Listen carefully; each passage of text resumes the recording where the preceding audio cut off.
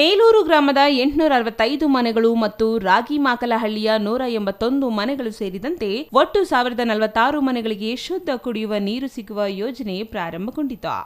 ಗ್ರಾಮ ಪಂಚಾಯಿತಿ ಸದಸ್ಯ ಆರ್.ಎ. ಉಮೇಶ್ ಮಾತನಾಡಿ, ಜಲಜೀವನ್ ಮಿಷನ್ ಯೋಜನೆ ಅತ್ಯುತ್ತಮವಾಗಿದೆ. ಇದರ ಮೂಲಕ ನೀರಿಗೆ ಪರದಾಡುವುದನ್ನು ತಪ್ಪಿಸಿ ಪ್ರತಿ ಮನೆಗೂ ಶುದ್ಧ ಕುಡಿಯುವ ನೀರು ಒದಗಿಸಲಾಗುವುದು. ಈ ಯೋಜನೆ ಪರಿಣಾಮಕಾರಿಯಾಗಿ ಅನುಷ್ಠಾನಗೊಳ್ಳಬೇಕಾದರೆ ಸ್ಥಳೀಯ ಜನರ ಸಹಕಾರ ಅಗತ್ಯ ಎಂದರು.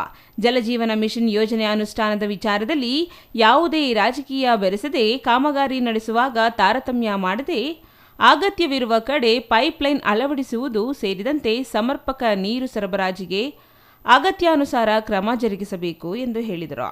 ಮೇಲೂರು ಗ್ರಾಮ ಪಂಚಾಯಿತಿ ಅಧ್ಯಕ್ಷೆ ಶಶಿಕಲಾ ರಮೇಶ್, ಉಪಾಧ್ಯಕ್ಷ ಶಿವಾನಂದ, ಪಿಡಿಒ ಕೆವಿ ಶಾರದಾ, ಸದಸ್ಯರಾದ ಆರ್.ಎ. ಉಮೇಶ್, ರವಿಪ್ರಸಾದ್, ಎಂಜಿ ಶ್ರೀನಿವಾಸ್, ಗೋಪಾಲ್, ಶೋಭಾ ಹರೀಶ್, ಭಾಗ್ಯಲಕ್ಷ್ಮಿ ಶಿವಕುಮಾರ್, ವಿನಿತಾ ತಿರುಮಲೇಶ್, ಅಯ್ಯಣ್ಣಗೌಡ, ಪವನ್ ಇನ್ನು ಇತರರು ಈ ಸಂದರ್ಭದಲ್ಲಿ ಹಾಜರಿದ್ದರು. ಛಾಯಾ ರಮೇಶ್, ಸಿಟಿವಿ ನ್ಯೂಸ್, ಶಿಡ್ಲಘಟ್ಟ.